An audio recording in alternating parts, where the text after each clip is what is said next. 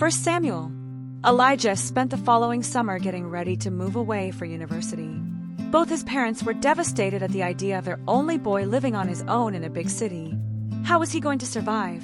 Elijah, on the other hand, couldn't wait. The last few years were really rocky at home. He often felt his home was like a prison. His mom was so critical. His dad was so angry, but only when he was around. He couldn't wait to get out. Elijah did everything he needed to just survive at home. The bare minimum. Outwardly, he endured his parents. Inwardly, he was ready to start a new life. The emptiness he felt in not seeing or talking to Martina made it all worse. Just make it to September. Just make it to September. Just make it to September. Then, freedom. 2 summers later, he would watch Braveheart. In the last scene, Mel Gibson was being tortured, and in the most dramatic way he cries out, "Freedom!" The whole movie theater was sobbing. People were sniffling everywhere around him. He was the only one who was laughing his head off. And the more the people around him looked at him like he was a heartless monster, the more Elijah laughed. What they didn't know was that he was remembering his last summer before university, where he was dreaming of just that, his freedom. He could relate to Mel.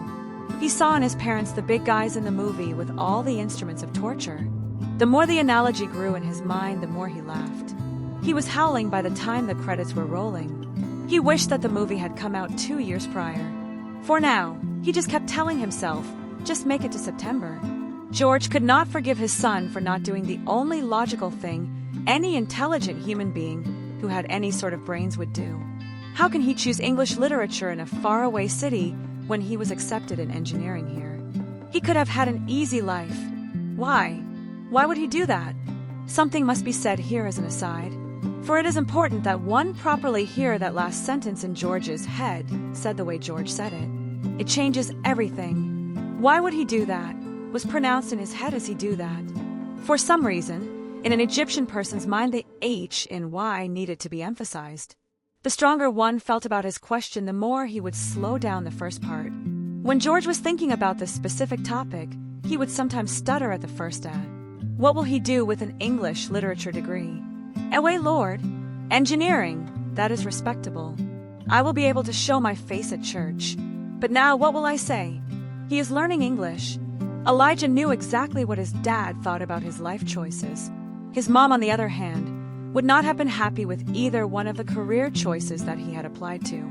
"I always saw you as a doctor. I mean, we came all the way to Canada from Egypt so you can have a good life. We gave up everything. Our families, our friends, our way of life for what? So you can study English? Your whole life I was waiting for the day I would call you Dr. Elijah.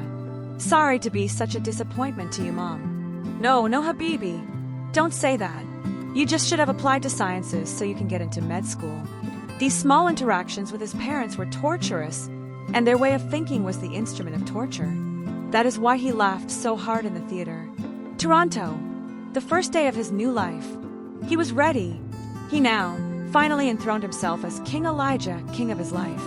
No one could stand in his way. He could finally do anything he wanted. Now Elijah himself didn't know that this enthronement happened. He never called himself King Elijah, of course. How preposterous and arrogant would that be? How self-centered? For as long as people lived in community, they have always wanted a ruler over them. Even God didn't think it a good idea, because he knew the suffering that came along with kings and their rule. But for the people of modernity, the thought of subjection to another was offensive. Unwittingly, the prevailing thought and movement of the time was that each one should be king over their own lives. For Elijah, nothing could be more awesome.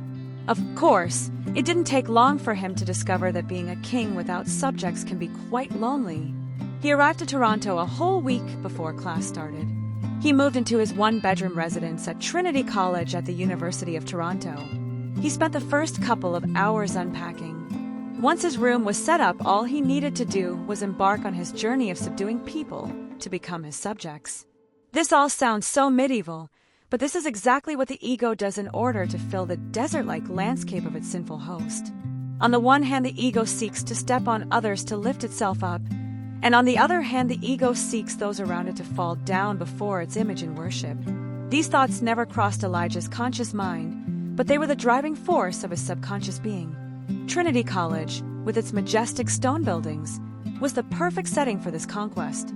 The culture of the college was so highly academic and studious. This would become the fertile ground for Elijah's academic hubris. It was in these halls that he would question the very philosophical underpinnings of his existence. It was in these halls that he would fill his mind with knowledge, philosophy, poetry, and secular thought. It was in these great halls that the new Elijah was being born. Elijah the scholar. Elijah's mind would become a dangerous weapon. His mind was now completely disconnected from his heart. It remained mostly in the confines of his brain over the following years.